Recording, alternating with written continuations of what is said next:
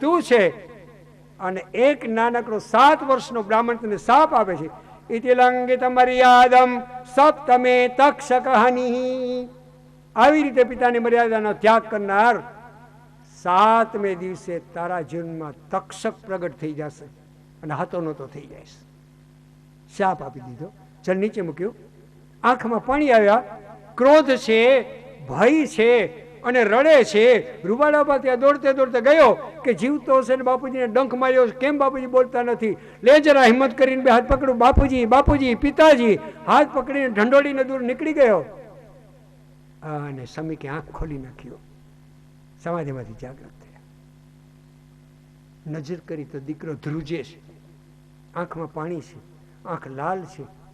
ક્રોધ કેમ જાણે એને વ્યાપી ગયો હૃદયમાં. રૂવાડા ઉભા થયા છે. બેટા કેમ આટલો રડે છે? કેમ ક્રોધ કરે છે? કોના ઉપર ગુસ્સો કર્યો? આંગળી ચીંધી ગળામાં જુઓ. પેલો હસ્તિનાપુરનો સમ્રાટ આવ્યો બાપુજી અને કસોટી કરવા માટે આ નાગ પહેરાવી દીધો. ઘડી પર બોલ્યા નહીં. ઝટ ગળામાંથી કાઢી નાખો. બાપુ જીવતો હશે, સારું થયું તમને ડંખ દીધો નહીં. તે શું કર્યું બેટા? બાપને જરાય ડર નથી. પિતાજી, મેં તો રાજાને શાપ આપ્યો. શું શાપ આપ્યો? પિતાજી, આટલી મને ખબર પડે ગળામાંથી તક્ષક છે, જટ બાર કરો.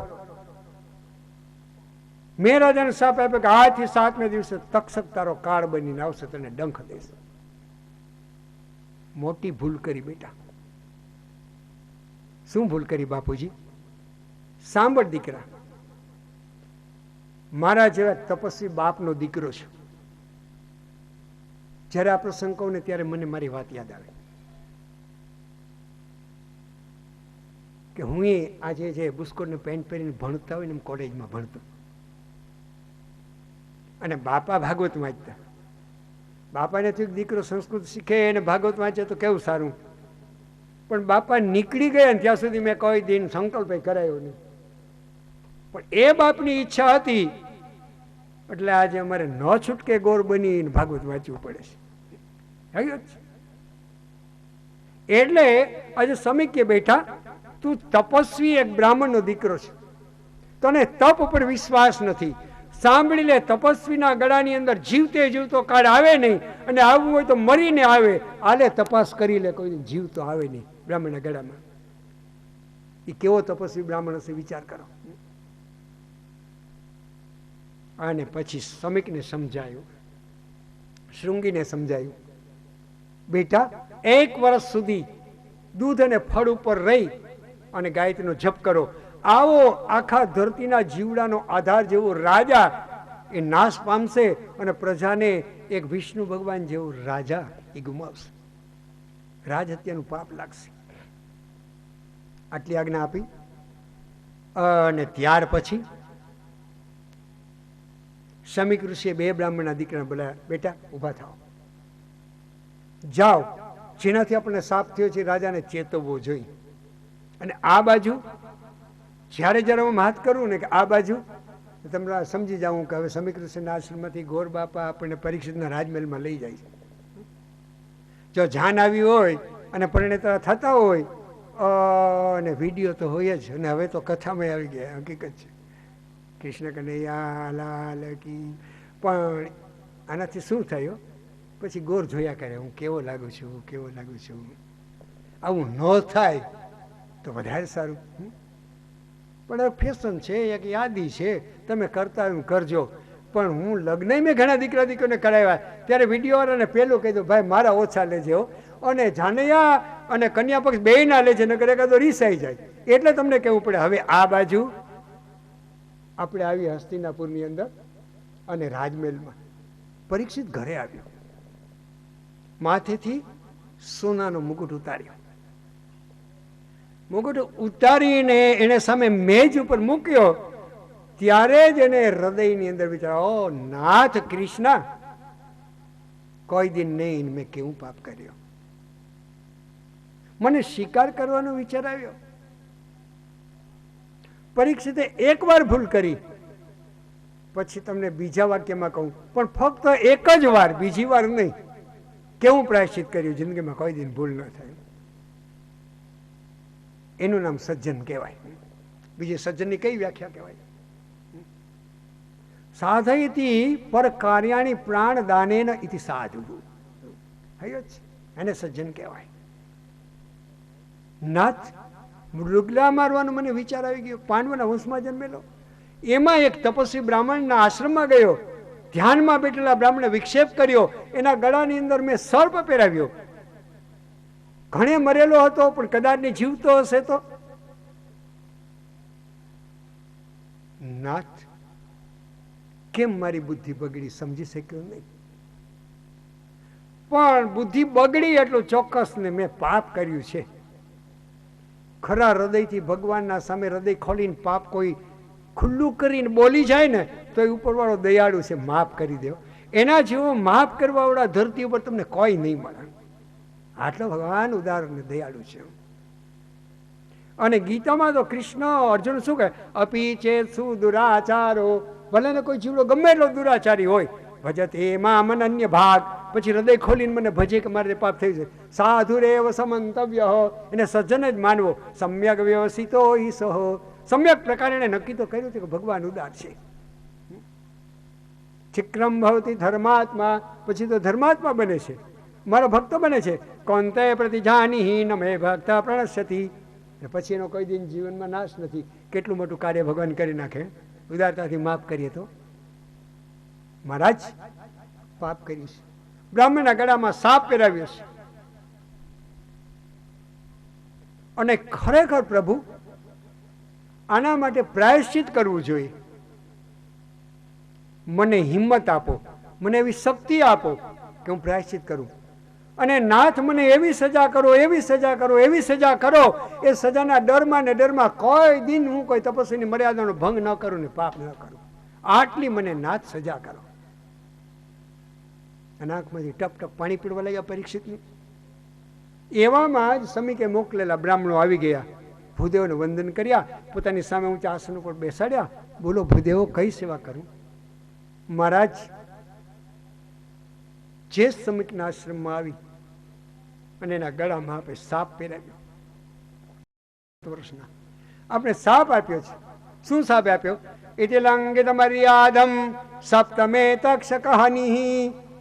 આવી રીતે પિતાની મર્યાદાનો ભંગ કરનાર રાજન આજથી 7મે દિવસે તક્ષક તારો કાળ બનીને આવશે. ગુરુજીની આજ્ઞા છે. 7 દિવસમાં પરમાત્માના દર્શન કરવા માટે જે પ્રયાસ કરવો હોય કરી લેજો. આટલું એને બ્રાહ્મણો નીકળી ગયા. અને ભાગવતમાં લખ્યું છે કાળોતરા સર્પના શરીર ઉપર કાચડી બંધાય અને પાકી જાય એટલે સરકીને એમાંથી નીકળી જાય. એ મનથી વૈભવનો ત્યાગ કરીને રાજસિંહાસન પર ઊભો થઈ ગયો. વૈરાગ આવી ગયો. અને પરીક્ષિત જેવાને વૈરાગ આવે ત્યારે શંકર એને કથા સંભળાવવા આવે, ત્યારે જ એને કનૈયો દેખાય. ભાગવત વૈરાગ્ય માટે છે, વૈરાગની કથા છે. અને કાળોતરો કાચડી ઉતારે એમ મનથી વૈભવનો ત્યાગ કરી દીધો, ઊભો થઈ ગયો. પરીક્ષિત ત્યાં ભૂલ કેમ થઈ? ભંડારમાંથી સોનાનો મુગટ નીકળ્યો.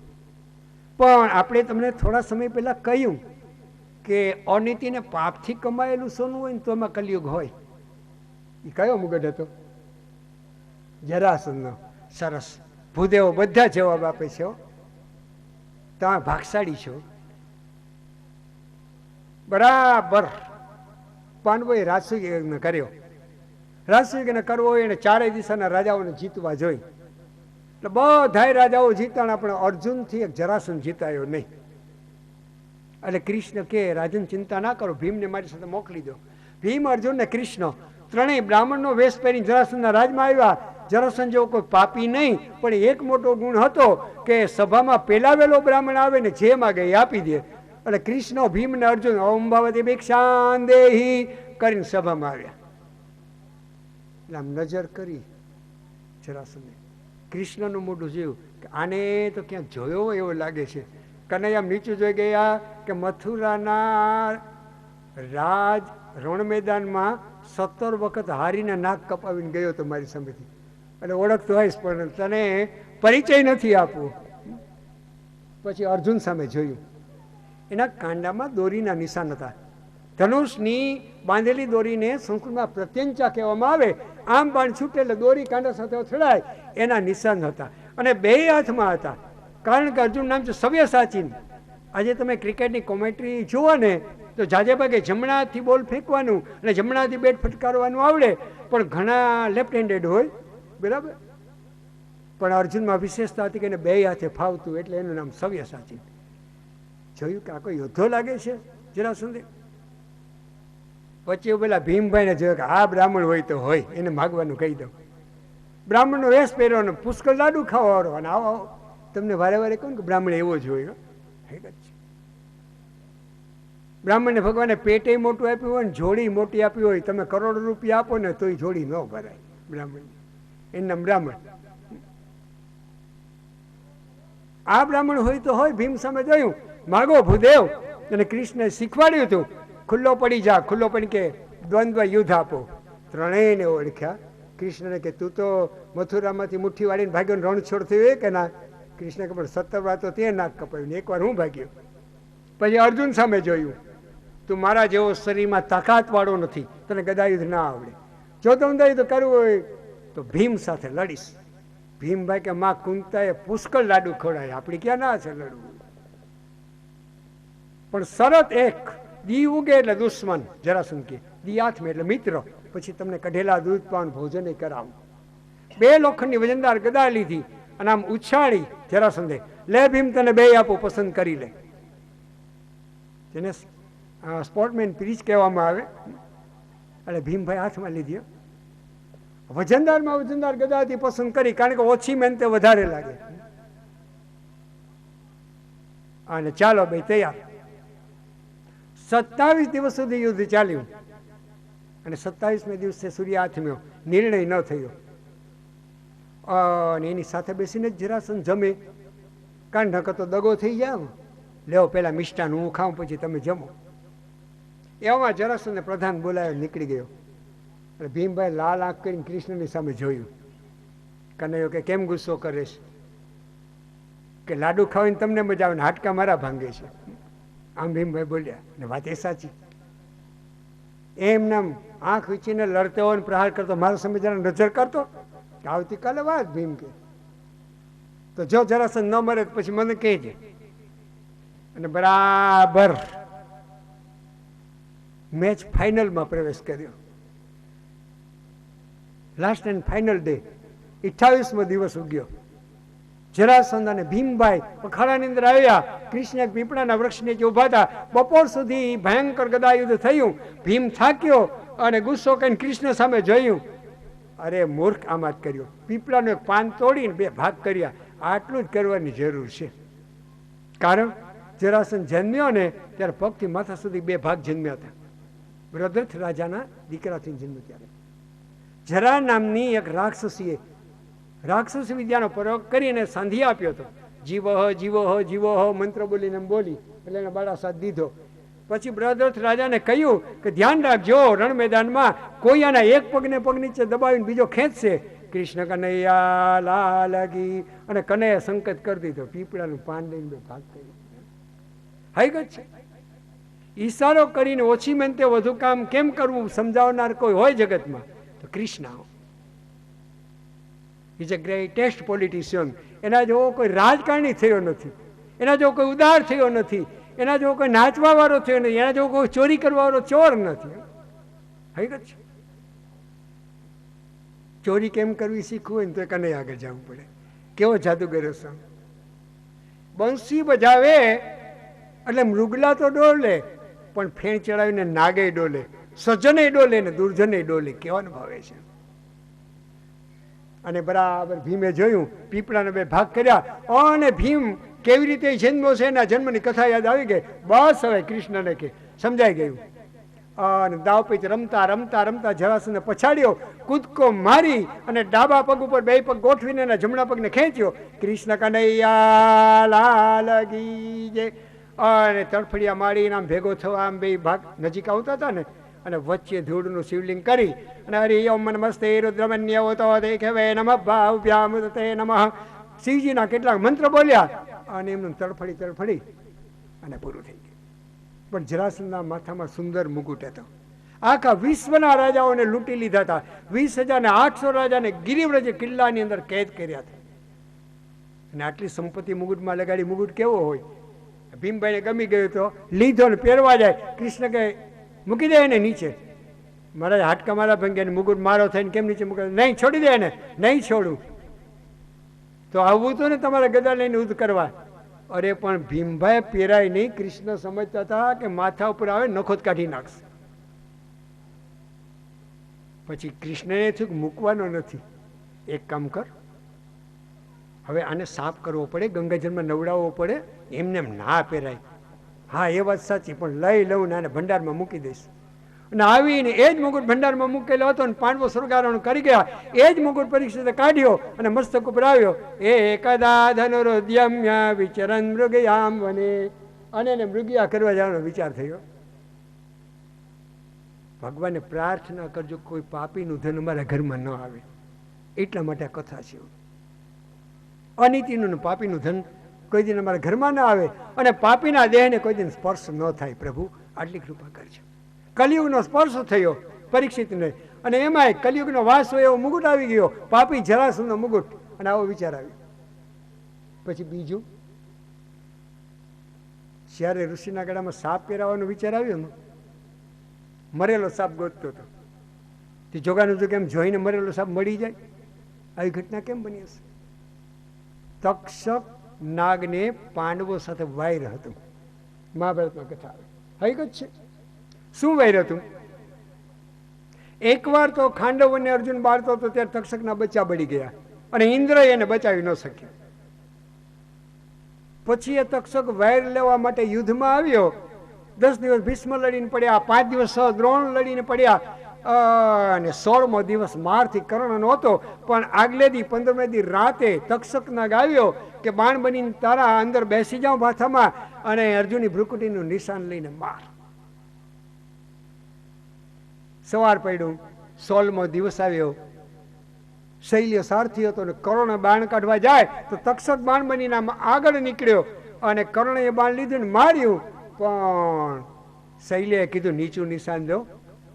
કર્ણનું નિશાન બરાબર હતું, છતાંય સારથી આમ બોલ્યો, તું સારથી છે, તને ઘોડા ચલાવતા આવડે, મારું નિશાન બરાબર છે. તો આપની ઈચ્છા. અને જેવું બાણ છૂટ્યું એ સમયે ભગવાન કૃષ્ણ અર્જુનના રથ ઉપર આમ ઉભા હતા. એવા મચરકી મારી અર્જુનના રથના 4 ઘોડાના આગલા પગ આમ ગોઠણ વાળી દીધા અને અર્જુન મુકુટ લઈ અને એ તક્ષક નીકળી ગયા. ત્યાંય તક્ષક નિષ્ફળ ગયો. પછી થયું કે પાંડવોના વંશને ન રહેવા દઉં. તો બરાબર પરીક્ષિત મરેલો નાગ ગોતતા હતા, ત્યાં જ મરેલા જેવો કાળોતરો થઈને પડી ગયો. પણ અંતે વેર લીધું એમ કે છે વિદ્વાન. હકીકત છે. અને શાપ થયો.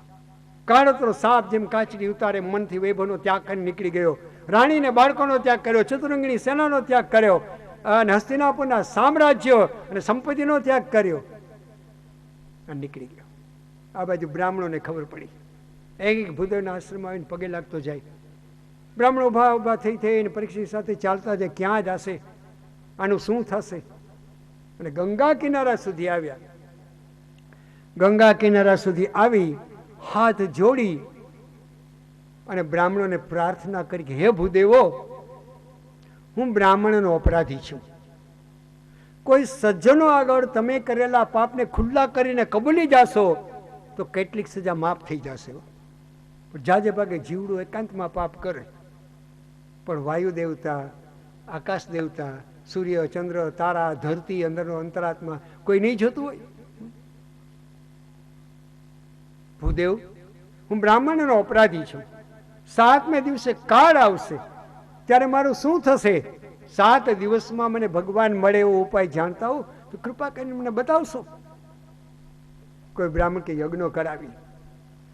તો બીજો બ્રાહ્મણ, યજ્ઞ તો કોઈ વર્ષે 2 વર્ષે પૂરા થાય ત્યારે માન ભગવાન મળે, કામ નહીં આવે. કોઈ કે યોગ શીખવીએ કે યોગ તો 25 વર્ષે, 10 વર્ષે, 12 વર્ષે જેવું સાધક સિદ્ધ થાય. અંદરો અંદર બ્રાહ્મણે ચર્ચા કરીને કોઈ નિર્ણય ઉપર આવી શક્યા નહીં. ત્યારે પરીક્ષિતે વિચાર કર્યું, ભૂદેવ આપ તો દયાળુ છે, પણ આપણને કોઈ ઉપાય ન મળતો હોય તો એમાં મારા પાપ જ છે. હું જ પાપી છું. પોતાની જાતને નિર્દોષ માનવી એના જેવું મોટું કોઈ પાપ નથી. યાદ રાખજો, હું જ પાપી છું. ક્યાં જાઓ, કોને આશરે જાઉં? બાજુમાં ગંગા વહેતા હતા. પતિત પાવની છે તું માં. ગંગાને કિનારે જઈને આમ લાંબા થઈને દંડવત પ્રણામ કર્યા. જાહ્નવી પાપના પોટલાનો નાશ કરવા વાળી છે, પુણ્ય આપવા વાળી છે. તારી આગળથી હું સંપત્તિ નહીં માગું. એને તો ઠોકર મારીને આવ્યો છે. લે કૂદકો મારીને ડૂબકી મારું, સ્નાન કરું. માં મને કોઈ સદગુરુના દર્શન કરાવી દે. આ પ્રાર્થના કરી અને અંદર પડીને ડૂબકી મારી. હે માં ગંગે ભાગીરથી, મને કોઈ સદગુરુના દર્શન કરાય. એમ કરીને ડૂબકી મારી તો માં ઉત્તરાના ઉદરની અંદર જે ચતુર્ભુજ નારાયણના દર્શન થયા હતા ને, આંખ વિચિતાના દર્શન થયા અને હાથ જોડ્યા કે હે ચતુર્ભુજ દ્વારિકાનાથ ઠાકોર, માં ઉત્તરાના ઉદરમાં હતો ને ત્યારે આ જ રૂપ મેં જોયું હતું. આજે કૃપા કરીને મને દર્શન દીધા. પણ એ વખતે તો હું માના ઉદરમાં મરતો હતો. આપે મને જીવતો રાખી અને મને જીવાડ્યો અને મને જીવન આપ્યું. તો હે દ્વારિકાનાથ, અંતે મારો અંત સુધારો, મને કોઈ સદગુરુ મળી જાય.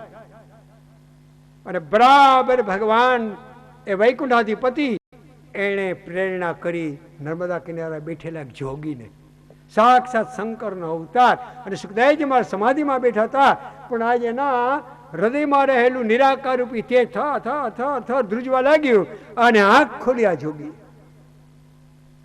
કેમ મારી સમાધિ જાગી ગઈ? કઈ કારણ બન્યું હશે. અને સહજ વિચાર આવ્યો, કેટલાય વર્ષોથી આ નર્મદા કિનારે પડ્યો છે. યોગીને તો નર્મદા હોય, યમુના હોય કે કાશી હોય, ગોદાવરી હોય, બધી ગંગા જ છે. હકીકત છે. પણ છતાંય સુખદેવજીને થયું કે ગંગા કિનારેથી યાત્રા કરતા કરતા ઘણા તપસ્વીઓએ ગંગાના બહુ વખાણ કરે છે. કેટલાય દિનથી હું આ નર્મદાને કિનારે પડ્યો છું, લેને એકાદ વાર જન્મમાં ગંગા સ્નાન કરી લઉં. હવે શંકર જટામાં ગંગા રાખે, શંકરનો જ અવતાર છે, એને ગંગામાં સ્નાન કરવું પડે. પણ ઠાકોરને થયું કે આવા ગુરુ જો પરીક્ષિતને મળી જાય તો એનું કલ્યાણ થાય ને પ્રેરણા કરી. માટે સુખદેવજીને વિચાર આવ્યો ગંગા સ્નાન કરવા જાઓ. That is the reason. આ કારણ છે. હવે તમને એક પ્રશ્ન પૂછવાનું મન થાય. હું ભણતો ને મારું મન બહુ દલીલ કરતું અંદર અંદર. નર્મદા કિનારેથી આપણે ચાલીને ગંગા કિનારે જઈએ તો કેટલા દિવસ લાગે? 7 દિવસમાં પુગાય? પેલો પૂરો થઈ જાય કે ના થઈ જાય? હકીકત છે. તો શું બન્યું હશે? પણ એના માટે ભગવાન વ્યાસજીએ સુંદર શ્લોકની રચના કરી છે.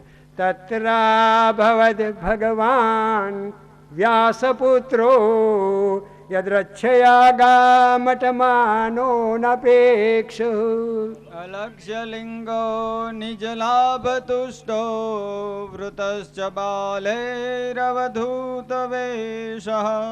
એ શ્લોકના પેલા શબ્દની જે જોડણી છે ને એને જુદા પાડીએ. તત્રા ભવદ, તત્ર અભવદ. અભવદ એટલે પ્રગટ થયા, યસ્તન ભૂતકાળ છે. બરાબર?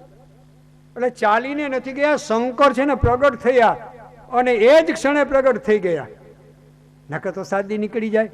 કેટલી અલૌકિક કથા છે, વિચાર કરો. સુખદેવજી મહારાજ એનું સુંદર વર્ણન છે. આજાન ભુજ છે. ભગવાન રામજીના હાથ ગોઠણથી નીચે પહોંચતા ને, દાઉજીના હાથ ગોઠણથી નીચે પહોંચતા ને, એવી જ રીતે સુખદેવજી મહારાજના હાથ ગોઠણ નીચે પહોંચી છે. કનૈયાનું શરીર જેટલું શ્યામ છે એવા જ શ્યામ શ્યામ શરીર છે. કારણ કે કૃષ્ણ દૈપાયના દીકરા હતા વ્યાસજી, શ્યામ જ થાય. વાંકડિયા વાંકડિયા વાળ, પોપટની ચાંચ જેવું નાક, લાલ લાલ પ્રવાળા જેવા હોઠ અને અડધી આંખ ખુલ્લીને અડધી બેળેલી, સાક્ષાત શંકર સદા કાળ 24 કલાક સમાધિમાં. તત્રા ભવદ ત્યાં પ્રગટ થયા. ક્યાં? હસ્તિનાપુરથી થોડેક દૂર. પછી વિચાર કર્યો આટલેથી જરાક ચાલીને મર્યાદા રાખીને જાઉં, નકર જગતના જીવડાને ખબર પડશે ને કે આ શંકરને સિદ્ધ પુરુષ છે ને તો બધા વીખી નાખશે. મારે દીકરો નથી, મારે કાંઈ નોકરી નથી, મારે રહેવાનું મકાન નથી, મારે નાનકડી સાયકલ અને એક સ્કૂટર છે પણ 4 વ્હીલ નથી. આજે તો આવું બધું થાય ને. શિવજીએ પોતાના પંડને ગુપ્ત રાખ્યું અને હસ્તિનાપુરથી થોડે દૂર પ્રગટ થયા. હસ્તિનાપુરના પાદરમાંથી નીકળ્યા અને બેનો જલ ભરવા જતા હતા. સાથે નાનકડા બાળકો હતા. બાળકો કેમ હતા? સાસુ એવી જબરી હતી. સાસુ અને વહુ એના ઝઘડાનો કોઈ દિન અંત આવ્યો નથી, આવશે નહીં. હકીકત છે. લેવા તમારા નાનકડા અને અમારાથી રહીને લઈ જાઓ સાથે. એ બેનો નાનકડા બાળકોને તેડી અને માટીનો ઘડો લઈ અને જલ ભરવા જતા હતા. અને સુખદેવજી સામે નજર પડી. સુખદેવજી સામે નજર પડી. જો બધા એકબીજા સામે જુએ છે, અનુભવ છે ને, એટલે કૃષ્ણ કનૈયા લાલ કી. અને કાલ સાંજે માઇકમાં ઉપેન્દ્રભાઈ કેવું બોલી ગયા, મારા સાસરાની દીકરી અહીં રોટલી બનાવવા આવે, ગિરિરાજ ધરન કી. એવી વાત છે. અને જલ ભરવા જતા હતા અને દિગંબર મહાત્માને જોયા. પગથી માથા સુધી શરીર ઉપર કોઈ વસ્ત્ર પહેરેલું નથી. ચિતા ભસ્મ લેપો ગરલ વસન દિગ પટધરો. દિગંબર છે ને તો દિશારૂપી વસ્ત્ર હોય. આમ નીચે 4 હાથથી આગળ નજર કરતા નથી. સાક્ષાત શંકર ચાલ્યા જાય છે. અને પેલી બેનો હસવા લાગી કે ઉપલા માળનું ઠેકાણું નથી લાગતું, આખો મૂર્ખને પાગલ બાવાજી લાગે છે. અને હસવા લાગ્યા. નાનકડા બાળકોને કૌતુક થયું. માટે લખ્યું છે કે વૃતશ્ચ બાલે રવધૂત વેશ. બાળકો વીટરાય વળ્યા, એને તો કૌતુક છે, આવો કોઈક બાવો છુવે તો. એ હકીકત છે. હવે મારા ભેગા જે ભૂદેવો છે ને, એમાંથી કેટલાકને ખબર છે. માણાવદરની નજીકની અંદર એક ભીતાણા ગામ છે. ત્યાં સપ્તાહ વાંચવા ગયો. સપ્તાહ વાંચવા શાસ્ત્રી જાય એને બધા શું કે, જય શ્રી કૃષ્ણ, જય શ્રી કૃષ્ણ. પણ આપણને તો બધું ચાલે. જય શ્રી કૃષ્ણ કયો, જય ગુરુદેવ કયો, સીતારામ કયો. એટલે ઘણા વિચાર કર્યો કે ભલે ગોળ છે, જય શ્રી કૃષ્ણ કેવા જોઈ, પણ દાઢીની વાળ છે, બાવાજી છે, એટલે બધા સીતારામ સીતારામ કરવા માંડ્યા. વિચાર કરો, આવી સ્થિતિ હોય. આવી જ છે. એટલે બાળકો વિટરાઈ ગયા અને ધૂળને કાંકરા લઈને આમ ફેંકવા, નાગો બાવો જાય, નાગો બાવો જાય, નાગો બાવો. વૃતશ્ચ બાલે અવધૂત વેશ. અવધૂત જેવો વેશ હતો. અને બીજું હોય તો કેટલી મગજની નસ ખેંચાઈ જાય. પણ સુખદેવજી મારે નથી કે બાળકો છે તો બાલસજ હૃદય હતું પોતાનું. પણ એક કહું, મદ મસ્ત હાથી જેના ગંડસ્થળમાંથી મદ ઝરતું હોય, એ જંગલમાં ચાલ્યો જતો હોય, એને શિયાળની દરકાર ના હોય, એમ 24 કલાક સમાધિમાં બેસવાવાળા શંકર, એનું મન સમાધિમાં હતું. તો આવા તો ઘણાય પથ્થરા ફેંકે. એનું નામ શંકર કહેવાય. સ્તુતિ અને નિંદા, સુખ અને દુઃખ, તડકો અને છાંયો, યુવાની ને વૃદ્ધાવસ્થા, એનાથી જે પર હોય એનું નામ પરમહંસ કહેવાય. આવી સ્થિતિમાં ચાલી જતા હતા. બાળકો અને સ્ત્રીઓ પાછળ ચાલતે ચાલતે ચાલતે ચાલતે છેક બ્રાહ્મણોની સભા ભરાયેલી હતી, પરીક્ષિત બેઠો હતો. ત્યાં ગયા એટલે બામ જોવા લાગ્યા બ્રાહ્મણો ખેંચાઈને. આટલું બધું તેજ ક્યાંથી આવ્યું? સનત કુમારો ધરતી પર આવ્યા છે, એનું તેજ આવું હોય. વિશ્વ ગંધર્વ આવ્યો છે, એનું તેજ આવું હોય. તો કોઈ બ્રાહ્મણ બોલ્યો નહીં, એના તેજથી વધારે છે. સૂર્ય ધરતીની નજીક નહીં આવ્યો હોય ને, આમ આંખ કાઢી કાઢીને જોવા લાગ્યા. જેવા નજીક આવ્યા, અલક્ષ્ય લિંગો નિજ લાભ તુષ્ટો. અલક્ષ્ય લિંગો, લિંગ એટલે ઇટ ઇઝ કોલ્ડ સિમ્બોલ્સ, પ્રતીકો. જો તમને એક કહું, આમ આડી આડી ભસ્મ કરી હોય અને ભગવું રંગેલું વસ્ત્ર આમ ઓઢ્યું હોય ને માથે, તો માનવું કે આ સંન્યાસી છે. એક ધોરું ધોરું ધોતી આમ વીંટ્યું હોય ને માથે હોય, સિવેલું કપડું ના હોય. મેં પહેર્યું છે એટલે મને બ્રહ્મચારી માનતા નહીં, સિવેલું છે. પણ સિવેલું કપડું ના પહેર્યું અને સફેદ પહેર્યા હોય તો માની લેવું કે આ બ્રહ્મચારી છે. પછી આમ ઊભું તિલક કર્યું હોય તો માની લેવું કે રામજીનો ભક્ત છે. અને આમ યુ આકારનું કરેલું હોય ને બરાબર, તો માની લેવું કે આ પુષ્ટિ વૈષ્ણવ છે. અંગ્રેજી આઠડા જેવું ચંદન કર્યું હોય તો માની લેવું કે આ બ્રાહ્મણ છે. પણ અલક્ષ્ય લિંગો નિજ લાભ તુષ્ટો, કોઈ પણ જાતના પ્રતિજ્ઞાના દેહ પર દેખાતા નથી. અને શું માનવું?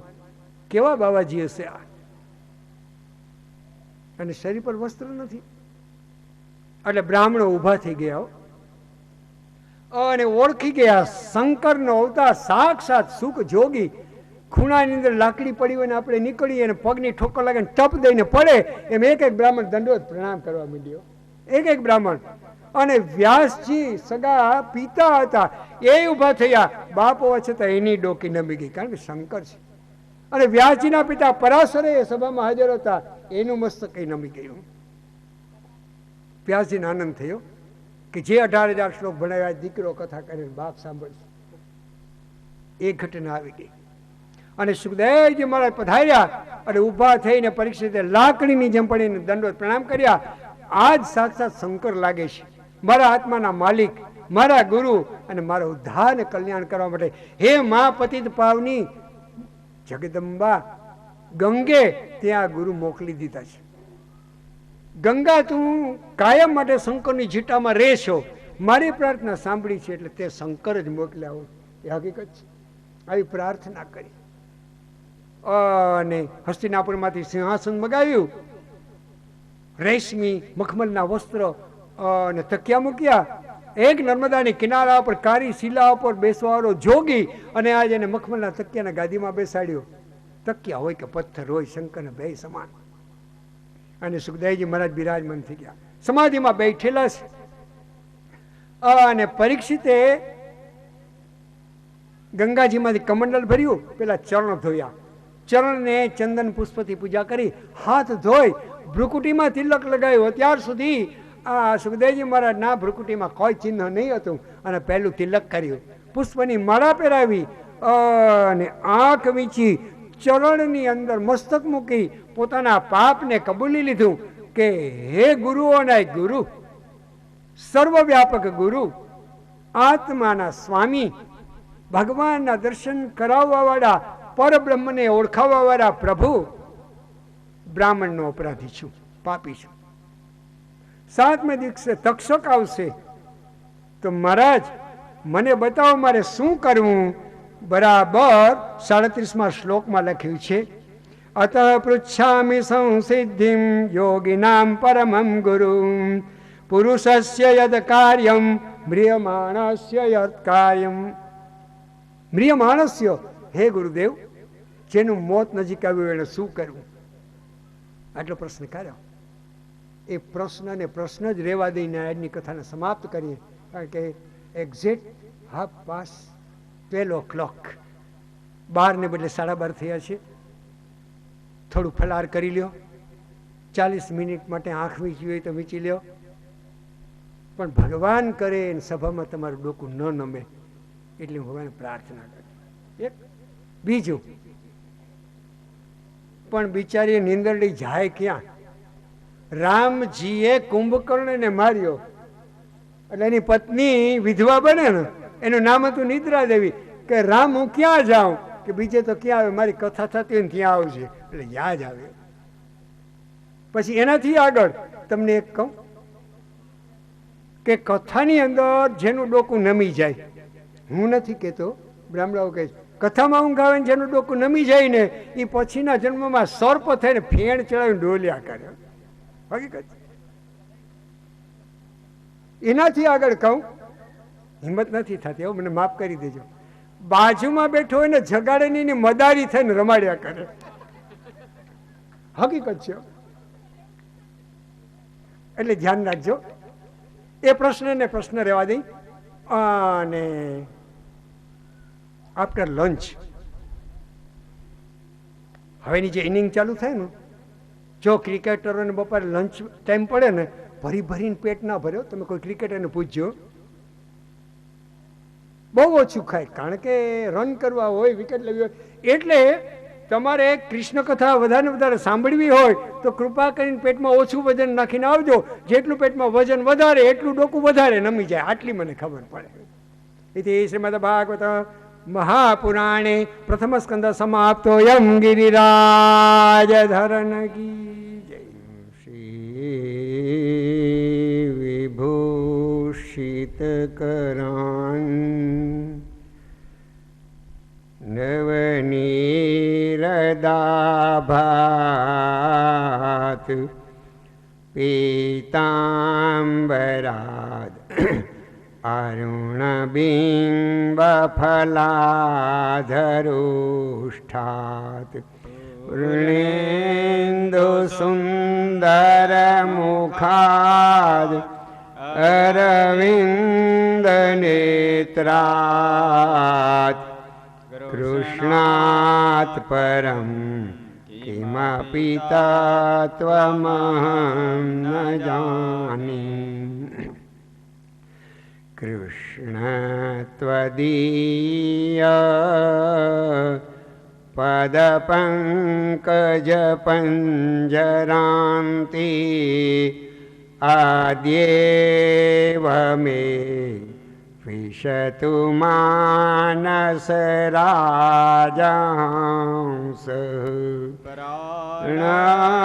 प्रयाणसमये कफवातपित्तैः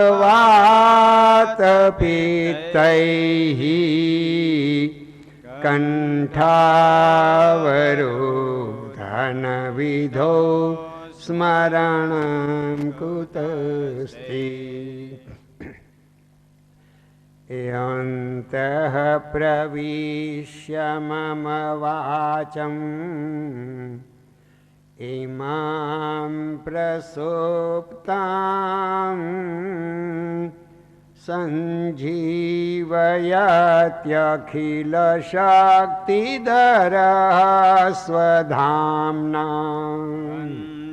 हस्तहस्तचरणश्रवणत्वगादीन् प्राणान्नमो भगवते पुरुषाय तुभ्यं। यत्कीर्तनं यद्स्मरणं यदीक्षणं यद्वन्दनं यद्श्रवणं यदर्हणम् लोकस्य सद्यो विधुनोति कल्मषं तस्मै सुभद्रश्रवसे नमो नमः। नौमीड्यते ब्रवपुषे तडिदम्बराय गुञ्जावतां सपरिपिच्छलसन्मुखाय। वन्यस्रजे कवलवेत्रविषाणवेणो लक्ष्मश्रिये मृदुपदे पशुपाङ्गजाय।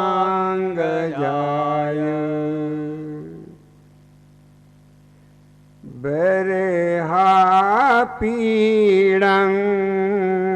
नटवरवपुः कर्णयोः कर्णिकारं बिभ्रद्वासः कनककपिशं वैजयन्तीं च मालाम्।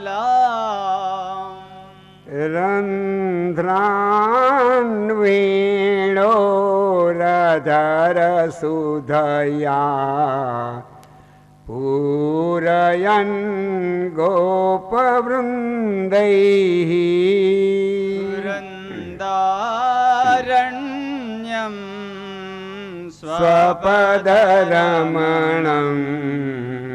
प्राविशद्गीतकीर्तिः। त्रिभुवनकमनं तमालवर्णं रविकरगौरवराम्बरं दधानि। वपुरलककुलावृताननाब्जं विजयसखेरतिरस्तु मे नवद्या।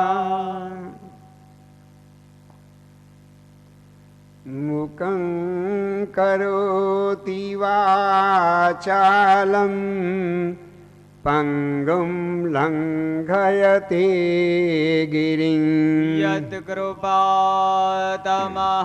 વંદે પરમાનંદ માધવં વસુદેવ સુતં દેવં કંસ ચાણૂરમર્દનં દેવકી પરમાનંદં કૃષ્ણં વંદે જગદગુરું ગિરિરાજધરન કી જય કૃષ્ણ કનૈયાલાલ ગોવર્ધનનાથ બ્રહ્માનંદં પરમસુખદં કેવલં જ્ઞાનમૂર્તિં દ્વંદ્વાતીतं ગગનસદૃશં તત્વમસ્યાદિલક્ષ્યम् એકં નિત્યં વિમલમચલં સર્વધી સાક્ષીભૂતં ભાવાતીतं ત્રિગુણરહિतं સદગુરું तं નમામિ.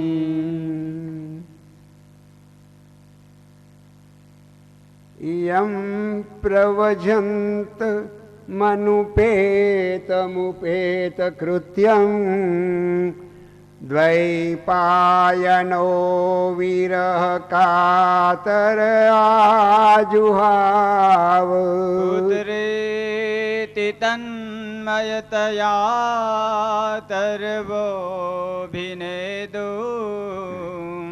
સ્તં સર્વભૂતહૃદયં મુનિમાનતોસ્મિ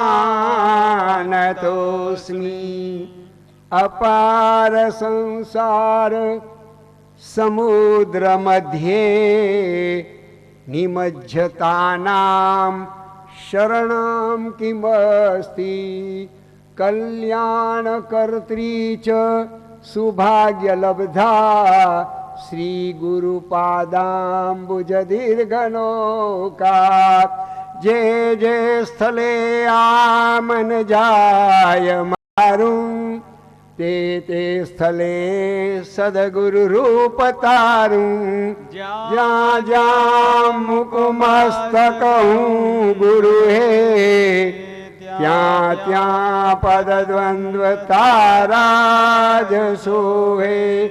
પૂજ્ય શ્રી સદગુરુદેવ. સ્વસ્તિ શ્રી ગણેશાય નમઃ. શ્રી સરસ્વત્યે નમઃ. શ્રી ગુરુભ્યો નમઃ. શ્રી શુક ઉવાચ વર્યાન્નેષતે પ્રશ્નઃ કૃતો લોકહિતાં નૃપ આત્મવિદ સંમતઃ પુંસાં શ્રોતવ્યાદિષુ યઃ પરઃ. ભાગવતજીના કયા પ્રકરણનો શ્લોક? દ્વિતીય સ્કંદ અને એનો પહેલો શ્લોક. પ્રથમ સ્કંદના 19 અધ્યાયની કથા આપણે સાંભળી. એમાં ક્યાંય શ્રી શુકવાચ નથી આવ્યું. કારણ પ્રથમ સ્કંદ અધિકાર લીલા છે. જીવ અધિકારી બને પછી સુખદેવજી જેવા ગુરુ મળે. પ્રથમ સ્કંદ અધિકાર લીલા છે. શ્રોતા અને વક્તાના અધિકારના સિદ્ધાંતોનું એમાં વર્ણન છે.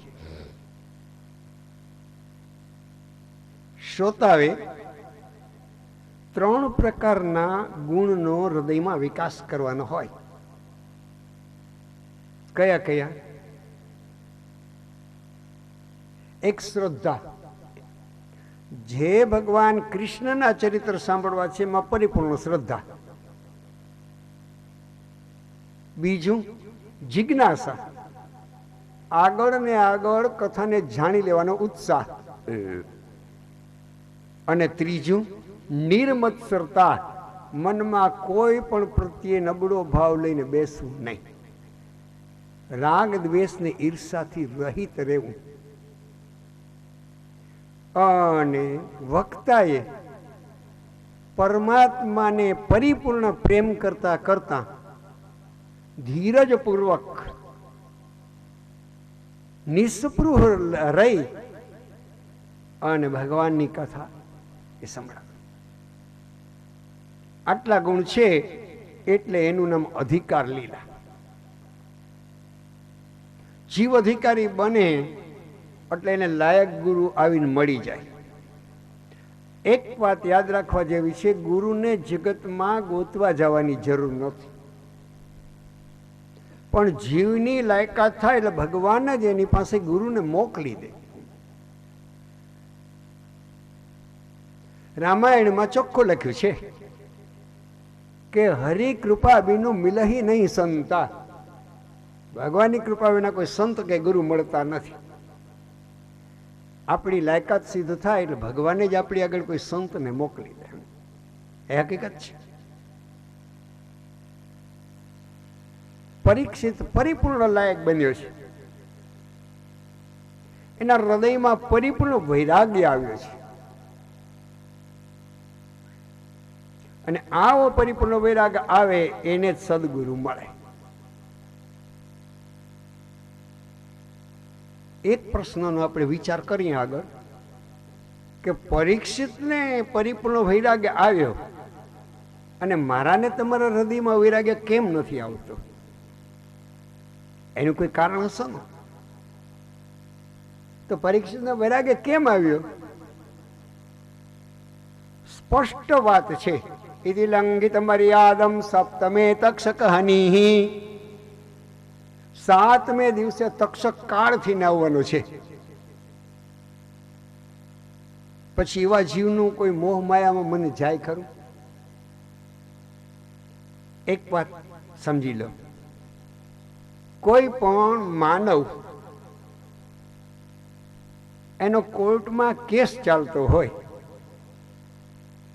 અને પછી છેલ્લો ચુકાદો આવે કે આજથી 7મે દિવસે એને ફાંસી આપવી. Civil court, high court, supreme court પાર કરી જાય, પછી દયાની અરજી થઈ જાય રાષ્ટ્રપતિને અને નિર્ણય આવે કે આજથી 7મે દિવસે એને ફાંસીને માથડે લટકાડી દેવો. પછી તમે એને આગળ દૂધપાક પરી મૂકજો અને રંગીન ટીવી મૂકી દેજો. ગમશે? નહીં ગમે, કારણ કે 7મે દિવસે સાક્ષાત મોતને જુએ છે. જીવને સતત મનની અંદર એવો ખ્યાલ રહે કે એક દિવસ મારું મોત આવશે તો જીવડો પાપ ન કરે ને વૈરાગ આવી જાય. હકીકત છે. યુધિષ્ઠિર મહારાજને એકવાર વનવાસના પ્રસંગમાં યક્ષએ પ્રશ્ન પૂછ્યો કે જગતમાં મોટામાં મોટું આશ્ચર્ય કોને કહેવાય? ત્યારે એ યક્ષ બોલ્યો.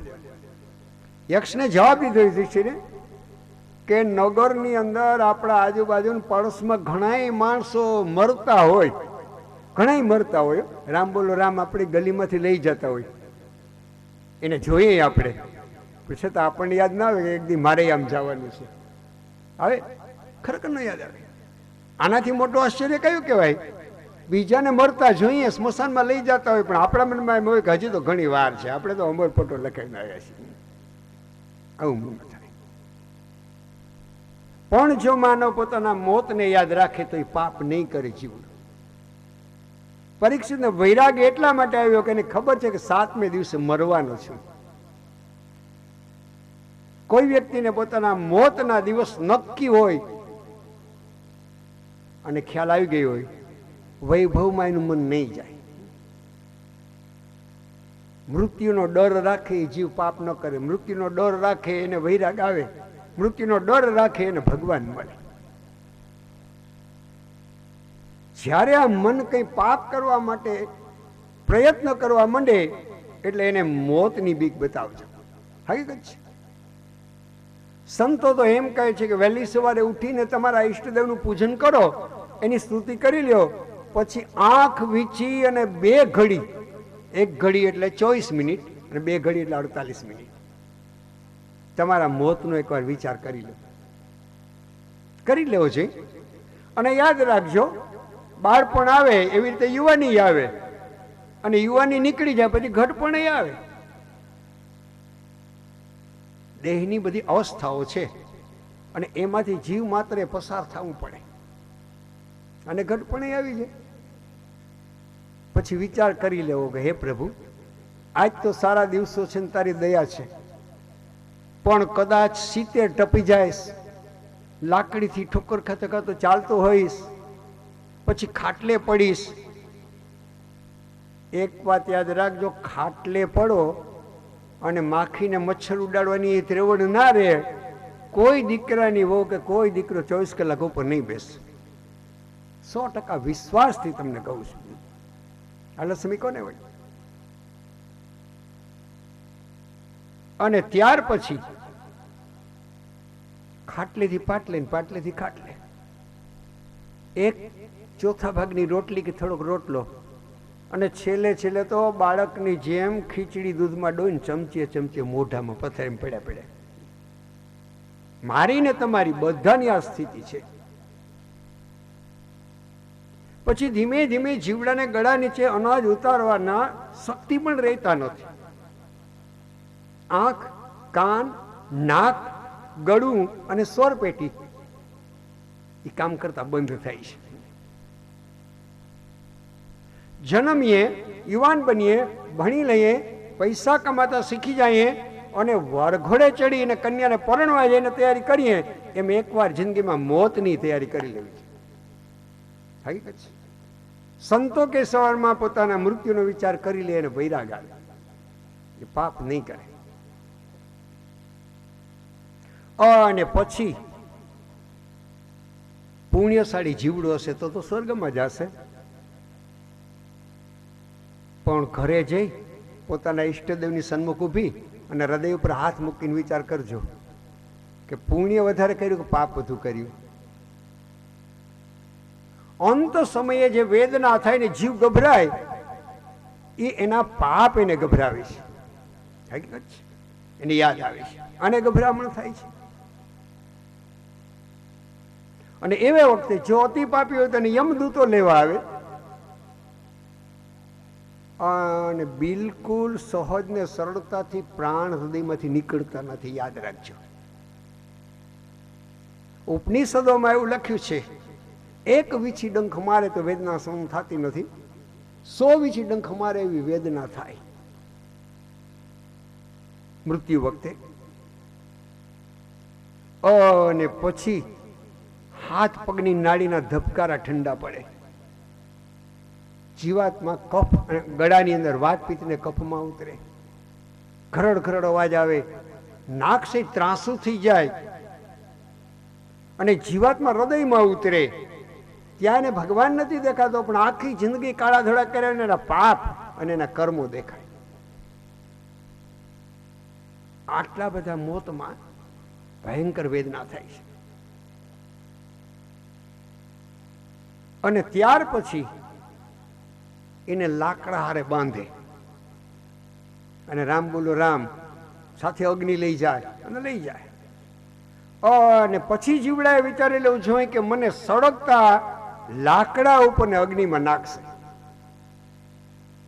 સંતો એમ કે છે એકવાર માનવ સવારમાં આવો વિચાર કરી લે, પ્રભુ હું લાકડા પર પડીશ મરીશ, મારું શું થશે, તો એને વૈરાગ આવે. આજે તમે મધ્યપ્રદેશમાં તમે મહાકાલ મહાદેવના દર્શન કરવા જાઓ ને ઉજ્જૈન, તાજે તાજા બળેલા મળદાની ભસ્મ લગાવવામાં આવે છે.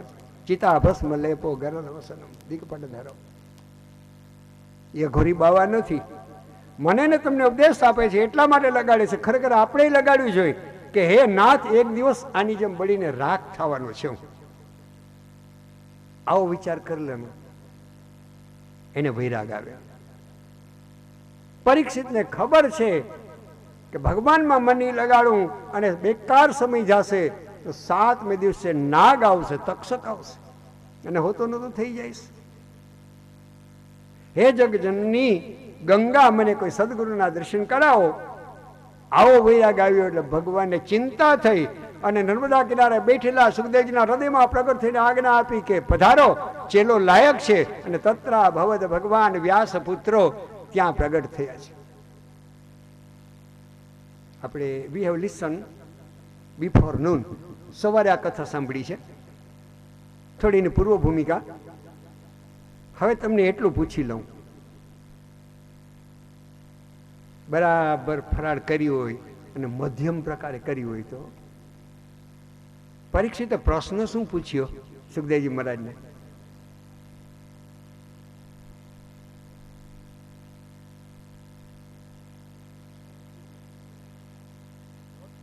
હા, બરાબર છે. ભૂદેવોને તો જવાબ આપવો જ પડે પછી, બરાબર છે. વિદ્યાર્થી ફેલ થાય એટલે સુપરવાઇઝર પેપર સોલ્વ તો કરવું જ પડે. સંસિદ્ધિ નામ પરમ ગુરુમ, હે યોગીઓના ગુરુ, મારા સદગુરુ મહારાજ, જેનું મૃત્યુ નજીક આવ્યું એને શું કરવું પડે? આ પરીક્ષિતનો પ્રશ્ન છે. હા, તમે કહેજો પરીક્ષિતનો પ્રશ્ન છે કે જીવ માત્રનો પ્રશ્ન છે? જીવ માત્રનો પ્રશ્ન છે.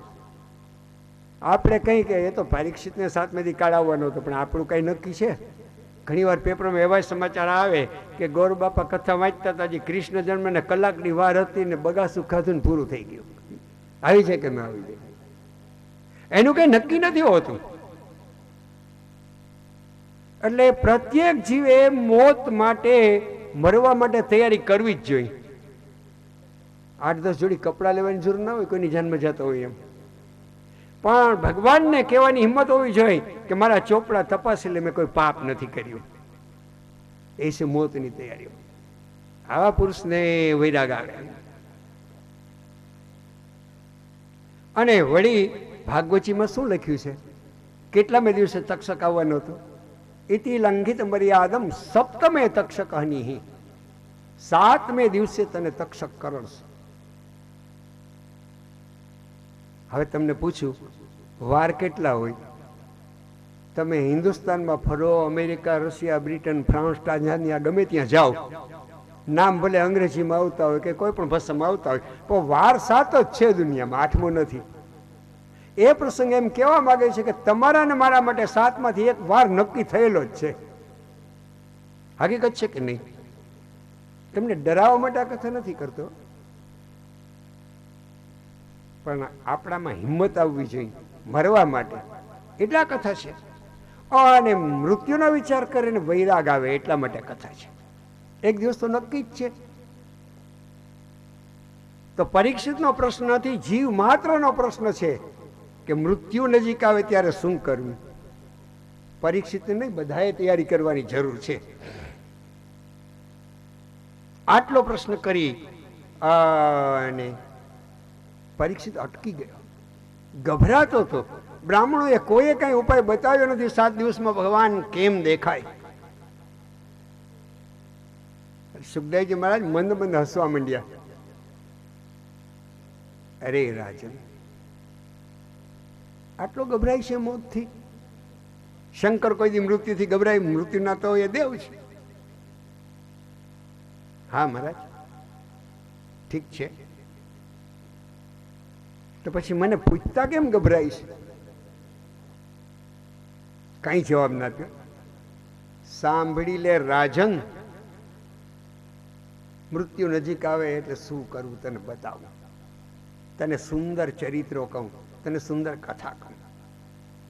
પણ તું એટલા માટે ગભરાતો હોઈશ કે આ બાવાજી કઈ મોટી મોટી દક્ષિણા માગશે તો 4 આંગળનું કપડું શરીર પર શરીર ઢાંકવા નથી રાખ્યું. તારી આગળ શું માગીશ? ચેલો વૈરાગી અને ગુરુ વૈરાગી. આજે પરીક્ષિત જેવો વૈરાગવાન શિષ્ય હોય અને સુખદેવજી જેવા ગુરુ હોય તો આજના દિવસે 7 દિવસમાં મોક્ષ મળી જાય. આટલા લૌકિક કથા છે. મર્યા પછી ભગવાનના દર્શન થાય, જીવડો સદગતિમાં જાય એવી આશા રાખતા નહીં. જીવતે જીવતા જ એકવાર ભગવાનને જોઈ લેવાનો અભ્યાસ કરવો જોઈએ. અભ્યાસેન તુ કૌંતેય વૈરાગ્યેન ચ ગૃહ્યતે. ગીતામાં કૃષ્ણ અર્જુનને કહે છે અભ્યાસ ને વૈરાગ્ય એનાથી જ ભગવાન મળે. અભ્યાસ કરતો જ રહેવો છે. આપણે કહેવો છે ને કે મન હોય તો માળવે જવાય. એ વિલ ફાઇન્ડ એ વે. જો મન હોય તો માળવે જવાય. હજી એક તમને કહું, try again and again, at last you will success. પ્રયાસ કરતા રહ્યો પણ એક સમય એવો આવશે, એક પ્રયાસ આપણો એવો હશે, સફળતા મળશે જ. જાડા થડવાળું એક વૃક્ષ હોય ને આપણે કાપતા હોય, સાંજ પડે 100 ઘા કરીએ કુવાડાને, થાકી જાય મૂકી દઈએ. બીજે દિવસ થકાવીને પ્રયાસ ચાલુ કરીએ, કંટાળા વિના વળી મૂકી દઈએ, નહીં કપાય. પણ એક દિવસ એવો આવશે ને એક કુવાડાનો ઘા એવો આવશે કે પડી જ જવાનું છે. હકીકત છે. આ છે વૈરાગની કથા. અરે ગભરાય છે રાજન, તારે કઈ માગું ચોખા, દાળ, ખીચડી, દક્ષિણા ને કપડા, એવો હું ગોર નથી. નર્મદાને કિનારે બાપુજી વ્યાસજી બિરાજે આ બ્રાહ્મણોની સભામાં. એના આગળથી જે કનૈયાના ચરિત્રો ભણ્યો, હૃદય ખોલીને ખજાનો તને આપવા આવ્યો છે, હું ભિખારી નથી. આમ સુખદેવજી મહારાજ કહે છે. અને એ સુખદેવજી મહારાજ એના વૈરાગ્યનું વર્ણન કરવા માટે પ્રથમ સ્કંદના 19મા અધ્યાયમાં છેલ્લો શ્લોક મૂક્યો છે. સૂત ઉવાચ એવમા ભાષિત પૃષ્ટ સ રાજ્ઞા શ્લક્ષ્ણયા ગિરા બાદરાયણ. શ્લોકનો છેલ્લો શબ્દ ભગવાન બાદરાયણ. બાદરાયણ 5 અક્ષરનું નામ છે. કોનું નામ છે? બાદરાયણ એટલે વ્યાસ, અને બાદરાયણી એટલે એના દીકરા સુખદેવજી. 5 અક્ષરને બદલે 2 અક્ષરનું નામ શુક શબ્દ વાપર્યું તો ચાલે કે ના? પણ ભાગવતમાં કોઈ શબ્દ વ્યર્થ નથી. બાદરાયણી શબ્દ એટલા માટે વાપર્યો છે, સુખદેવજી બોલ્યા સાંભળ રાજન, કપડાં પહેરવાની મારે જરૂર નથી, મારે ખાવા પીવાની જરૂર નથી. કલિયુગના જીવડાના કલ્યાણ માટે બાપુજી વ્યાસજીએ ભાગવત લખ્યું ને, એને 24 કલાકમાં એકવાર મુઠ્ઠી બોર વીણીને ખાવા પડતા હતા. પણ હું એ બાદરાયણનો દીકરો બાદરાયણી છું, મારે મુઠ્ઠી બોરની જરૂર નથી. સમાધિમાંથી જાગું ને મને જરા અડધો હથેરી જેટલું એક નર્મદાનું જલ મરી જાય ને બસ મોજ આવી. આવા સુખદેવજી મહારાજ છે. આવો વૈરાગ્ય આવ્યો પરીક્ષિતને, એટલે એને સદગુરુ મળ્યા. અને પ્રથમ સ્કંદ પૂરો થાય, દ્વિતીય સ્કંદ શરૂ થાય. દ્વિતીય સ્કંદની અંદર સુખદેવજી મારે ખીલા છે. અને પેલો તો એને પરીક્ષિતને ધન્યવાદ આપ્યો છે. શું ધન્યવાદ આપ્યો? શ્રી શુક ઉવાચ વર્યાનેશ તે પ્રશ્ન કૃતો લોકહિતામ નૃપ આત્મવિદ સંમતઃ પુંસામ શ્રોતવ્યા આદિશુય પરઃ. વર્યાનેશ તે પ્રશ્ન. વર્યાન એટલે શ્રેષ્ઠ. Your question is super class. તારો પ્રશ્ન અતિ ઉત્તમ છે. કેમ ઉત્તમ કયો? મરતી વખતે જીવે શું કરવું, મોતને કેમ સુધારવું, અને પછી કોઈ માના ગર્ભમાં જન્મ ન લેવો અને ભગવાન આગળ જાવું, આવો વિચાર આવે ની શ્રેષ્ઠ વિચાર કહેવાય. હકીકત છે.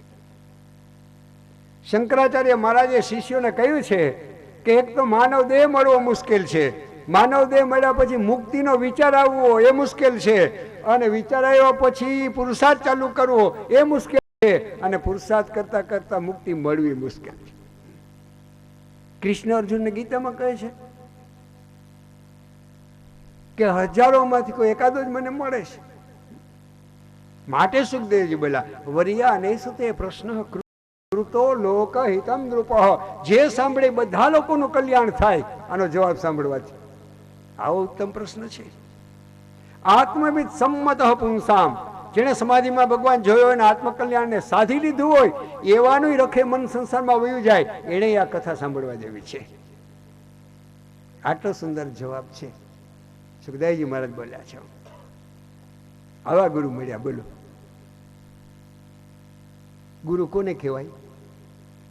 આપણે જ્ઞાન આપે એ ગુરુ. સદગુરુ કોને કહેવાય? આંગળી ચિંતીને બતાવવાની શક્તિ હોય કે આ ભગવાન જોઈ લે, એને સદગુરુ કહેવાય. ગુરુમાં સદગુરુમાં અંતર છે. ગુરુ જ્ઞાન આપે, પણ સદગુરુ તો ભગવાનના દર્શન કરાવી આપે. હકીકત છે, એને સદગુરુ કહેવાય. જેમ ભગવાન એના વિનાની વિશ્વમાં કોઈ જગ્યા ખાલી નથી અને સર્વવ્યાપક છે, એમ ગુરુ એ સર્વવ્યાપક છે. કોઈ જગ્યા એવી નહીં હોય જ્યાં આપણા ગુરુ હાજર નહીં હોય અને આપણા પાપ ને પુણ્ય જોતા નહીં હોય. કોઈને દીક્ષા આપીને મંત્ર આપો એટલે મોટી જવાબદારી છે. યાદ રાખજો, શિષ્ય થવું સારું, કોઈના ગુરુ થતા નહીં. જાજા ચલાવે ને એને બહુ ગોટાળા થાય. હકીકત છે. મારી હું 66 ટપી ગયો, 67 હાલે છે. 25 વર્ષ સુધી તો મોજ મજાથી ફર્યો, પણ પછી મને જે અનુભવ થયા ને એના ઉપરથી તમને કહું છું. અને આપણા સ્મૃતિ ગ્રંથોમાં લખ્યું છે, કોઈ બ્રાહ્મણ કોઈ લાયકને દીક્ષા આપીને ગુરુ બને અને પછી એ પાપ ન છોડે, પાપ કરે, ગુરુએ આપેલા મંત્રનો જપ ન કરે, સંધ્યા પૂજાનો ત્યાગ કરે, વેદોએ જે આજ્ઞા આપી છે એનાથી વિરુદ્ધ વર્તન કરે અને વિકર્મ કરે, એ જ્યારે રાજાના સભાની અંદર જાય અને એનો ન્યાય થતો હોય ત્યારે ગમે એટલો પવિત્ર ગુરુ હોય, ભગવાનના ધામમાં બેઠેલો હોય, એના ગુરુને બોલાવવામાં આવે. ફક્ત ધર્મરાજ એટલું પૂછે કે આને શિષ્ય બનાવ્યા, પાપ કેમ ન છોડાવ્યા? એટલે ગુરુને મોટી સજા થઈ જાય. વિચાર કરો, આવી પવિત્ર કથા છે. અને એવી પવિત્ર જોડી ગુરુને શિષ્યને ગોઠવાઈ ગઈ. એ પરીક્ષિતને સુખદેવજી મહારાજ ના ગોઠવાય ને તો આ જગતને કૃષ્ણ કથા ન મળે. કેટલી એ કૃપા કરી હશે જગત ઉપર. એને સદગુરુ કહેવાય. સર્વમાં વ્યાપીને રહેલા હોય એને સદગુરુ કહેવાય. જ્યારે સુખદેવજી મહારાજ નીકળી પડ્યા, જન્મ થયો ને તુરત જ, અને પુત્ર પાછળ બાપ પાછળ પડ્યા, અને એક વૃક્ષના પાંદડામાંથી અવાજ આવતો હતો. અને વ્યાસજીને ખાતરી થઈ કે સાધારણ નથી, આ સર્વમાં વ્યાપેલા છે ને સદગુરુ છે, બધામાં વ્યાપેલા છે. ગુરુને ગોતવા જવાની જરૂર નથી, પણ લાયક થાય ને ગુરુ ત્યાં જ પ્રગટ થઈ જાય. એટલે તો લખી છે, તત્રા ભવદ ભગવાન વ્યાસ પુત્રો, ત્યાં પ્રગટ થયા છે. ચાલીને નથી આવ્યા. એને કોઈ સરનામા ના હોય. ગુરુને કંકોત્રી ન મોકલવી પડે, એને માટે વાહન ન મોકલવું પડે, એને ચાલીને ના આવવું પડે.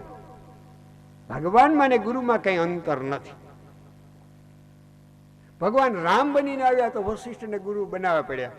ભગવાન કૃષ્ણ બનીને આવ્યા તો ક્ષિપ્રા નદીને કિનારે સાંદીપની ઋષિને ગુરુ બનાવીને સ્વીકારવા પડ્યા. હકીકત છે. ભગવાન વામન બનીને આવ્યા તો દેવતાના ગુરુ બૃહસ્પતિએ એને જનોય આપીને ગુરુ ધારણ કરવા પડ્યા. ગુરુ વિના રેવાય જ નહીં.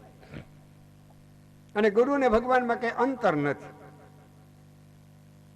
ગુરુ ને ભગવાન કોઈ પણ ભક્તને એકી સાથે આવીને દર્શન આપે, પેલા કોને વંદન થાય? ગોવિંદ ગુરુ દોનો ખડે, કિनको लागू पाए, बोली हारी गुरुदेव की जिन्हें गोविंद दियो दिखाए, गोविंद दियो बताए. गुरु ने पहला वंदन हो. बीजू તમને એક કહું, આજકાલ સમય થોડો બગડ્યો છે. કોઈની નિંદા નથી, પણ કોઈ મહાત્મા આવી જાય, કોઈ સિદ્ધ પુરુષ આવી જાય, કોઈ વિદ્વાન બ્રાહ્મણ કોઈ ગામમાં આવી જાય, ઓ ગુરુ બાપા બહુ ચમત્કારી છે હો, અને એની કંઠી બાંધી લઈએ તો એટલે વધારે વધારે કંઠી બાંધીને ચેલાવ કરે. અને ચેલો થવાય હોય ને શું હોય છે? ચમત્કારીઓ બહુ ગાયત્રીના જપ કર્યા છે, પાઠ કરે છે, જપ કરે છે, આશીર્વાદ આપી દે, માલમમાલ થઈ જાય તો પેલાને ભગવાનને ના જોવા હોય પણ માલમમાલ થવું હોય અને ગુરુને શું હોય? જેટલી કંઠી જાજી બાંધીને એટલી ગુરુ પૂર્ણાનંદે દક્ષિણા જાજી. પછી શું થાય? લોભી ગુરુ और लालची चेला दोनों का नरक में ठेलम ठेला, પછી બે નરકમાં પડે. હકીકત છે. એને ગુરુ શિષ્ય ના કહેવાય. ગુરુ શિષ્ય માટે જો દ્રષ્ટાંત આપવું હોય, આદર્શ ગુરુ કોણ, આદર્શ શિષ્ય કોણ, તો સુખદેવજી મહારાજને પરીક્ષિત. બસ, એનો બીજો કોઈ જવાબ ના આવે. એને ગુરુ કહેવાય. સાધારણ ગુરુ ચેલાને મંત્ર આપશે, ઉપદેશ આપશે. એનો જપ કરતા કરતા કરતા કરતા કરતા વર્ષો નીકળ્યા પછી ભગવાન મળે. આ સાધારણ ગુરુ છે. પણ સુખદેવજી મહારાજ એવા ગુરુ નથી. આપણા જ ભારત ભૂમિની અંદર હમણાં જ સ્વામી વિવેકાનંદની અર્ધ શતાબ્દી ઉજવાણી, કેટલાક વર્ષ પહેલા, બરાબર? એના ગુરુ કોણ? રામકૃષ્ણ પરમહંસ. સ્વામી વિવેકાનંદ કોલેજમાં ભણતાનું નામ હતું નરેન્દ્ર. અને નાસ્તિકમાં નાસ્તિક યુવાન, કોઈ સાધુ મળ્યો એકાંતમાં પકડે, બેસો, તમે ભગવાન જોયો છે? મને બતાવો. કોઈ સાધુ હિંમત ન કર્યો, બધા પરેશાન થાય. અને એકવાર ભટકાઈ ગયા રામકૃષ્ણ પરમહંસ આગળ. તમે સાધુ જોયો છે? હા, જરૂર જોયો છે. તમે ભગવાન જોયો છે? હા, જરૂર જોયો છે. મને બતાવી શકો? બેસો, તને બતાવી શકું. રામકૃષ્ણ પરમહંસ તો મહારાજ મારે જોવો છે, મને બતાવો. જ્યાં ગંગામાં સ્નાન કરી લે. કલકત્તાથી થોડે આગળ દક્ષિણેશ્વર તીર્થમાં મહાકાલીના મંદિર આગળ ભજન કરતા રામકૃષ્ણ પરમહંસ. બરાબર ગંગા કે જ્યાં ગંગામાં સ્નાન કરી લે, ધોતી પહેરી લે, દરબારનો આસનનો ટુકડો લઈ લે, સામે બેસી જા, આંખ વીંચીને પરમાત્માનું ધ્યાન કરતા કરતા નરેન્દ્રની ભ્રુકુટીને સ્પર્શ કર્યો, એને સમાધિ લાગી ગઈ. પછી આંખ ખોલી, જોયો ભગવાન? સાધુને પ્રશ્ન કરતા જ બંધ થઈ ગયા. આવા ગુરુ હોય. આજથી 55 કે 60 વર્ષ પહેલાનો ઇતિહાસ છે કે ગુરુ આમ સ્પર્શ કરી અને જો ભગવાનને બતાવી શકતા હોય તો સુખદેવજી પરીક્ષિતને બતાવી શકે કે નહીં? 100% બતાવી શકે. એને સદગુરુ કહેવાય. આનું નામ સદગુરુ. બે દીક્ષા છે, મંત્ર દીક્ષા અને સ્પર્શ દીક્ષા. ગુરુ મંત્ર આપે ને એના જપ કરતા કરતા 15-20 વર્ષે ભગવાન મળે, મંત્ર દીક્ષા. અને સ્પર્શ દીક્ષા, ચેલો લાયક હોય ને ગુરુ લાયક હોય. અહીંયા આ પંખા ફરે, પછી આ માઇક્રોફોનમાંથી તમે અવાજ સાંભળો અને માઇક્રો સેટિંગ થાય, અને લાઇટ એવી જબરી, ક્યાંય વાયર લીક હોય ને હાથ અડી જાય તો વગર ટિકિટે કપાઈ જાય કે ના? વૈકુંઠમાં વહી જાય. હકીકત છે.